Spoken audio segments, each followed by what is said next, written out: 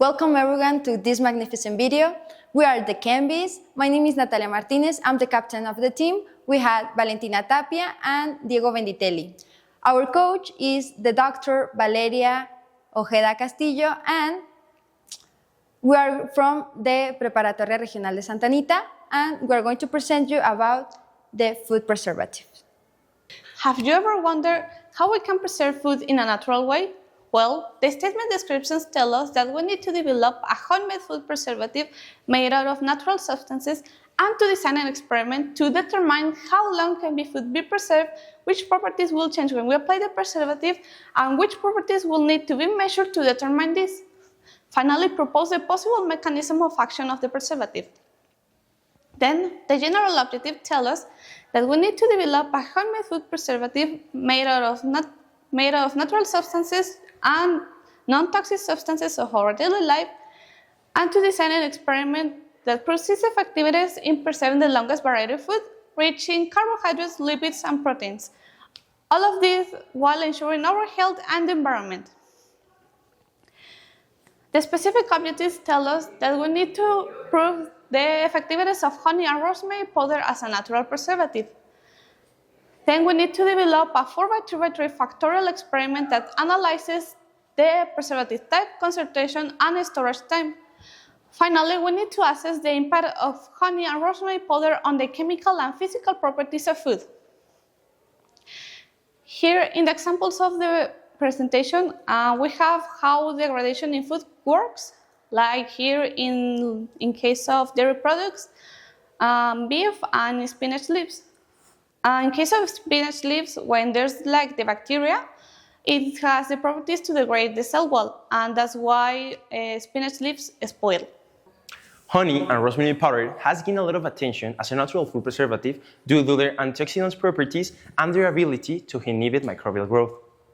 These compounds are a very good alternative for synthetic preservatives, which are often related to health risks and undesirable effects. Then we have the hypothesis. The combination of rosemary powder and honey will extend the life shelf of bread, yogurt, and ground beef by inhibiting the microbial growth and delaying oxidation. The comparison of rosemary powder and rosemary extract. The rosemary powder is easier to make at home. It yields more quantity from the same amount of raw material. It is more environmental friendly, and it retains fiber and other additional bioactive compounds. And for the rosemary extract is quite the opposite. Then we have the comparison of honey and refined sugar. Honey contains natural microbial compounds.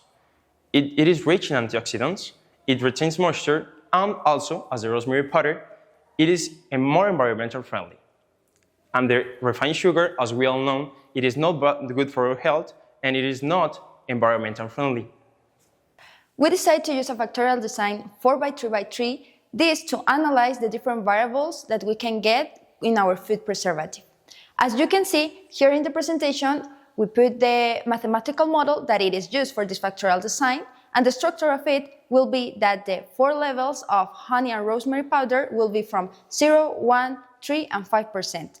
The 3 levels of food type will be meat, yogurt, and bread, and the 3 levels of the storage will be the 7 days, 4 weeks, and 6 months. As you can see, these variables would get into the factorial design, and from this we are going to have a total of 36 experiments, and the result of this will be that we are going to get the optimized percentage or concentration for using into the rosemary and honey in our different type of foods. We're going to support this with the LSD test, the 3-way ANOVA, and with different other experiments. Later, with the general parameters that we're going to evaluate will be like the pH, the water activity, the sensory evaluation, the antioxidant activity, and the microbial count. The next one will be that the immediate results that we can have or see with our food preservative when it is applied is like, for example, in meat, we can see that it will retain the moisture, or it will help with the color. So if the color don't change, it means our preservative is working. In bread, we can see that the moisture is actually getting into retention, so the water activity is low, and in the pH, in yogurt, we can see that the pH is stable. Later, we can see that in this mechanism of action with the honey and rosemary, it will be that it is helping to preventing the oxidation of the lipids, and that actually it inhibits the gram-positive bacteria. The expected result from these experiments will be that we're going to use a higher percentage of rosemary actually to help with the preservative of the food and to prevent the microbial growth. And with the honey, we're expecting that we're going to use it as moderated because of the helping with the moisture retention.